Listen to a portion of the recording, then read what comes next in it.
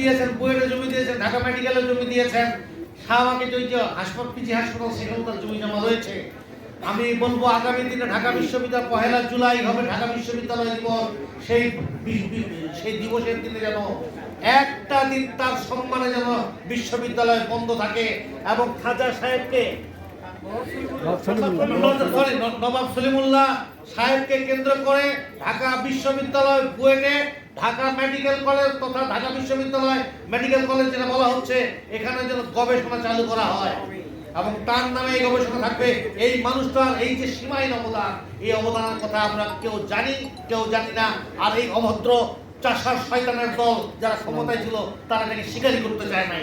অতএব হাসিনার জামানা শেষ, এখন নতুন বাংলাদেশ, তার এখানে গবেষণা হবে, তার জন্য সম্মানে একদিন মিলাদ মাহফিল হবে ঢাকা বিশ্ববিদ্যালয়। এই দাবি না গিয়ে আপনারা এগিয়ে আসবেন এবং আমার দল জাতীয় গণতান্ত্রিক পার্টি জাকপার সভাপতি ব্যারিস্টার তাসমিয়া প্রধান, আমাদের নেতা রাশেদ প্রধান সহ প্রয়োজন আপনাদের সাথে যদি আন্দোলনের রাজপথে নামতে হয় আমরা নামতে রাজি আছি। সবাইকে অসংখ্য ধন্যবাদ জানিয়ে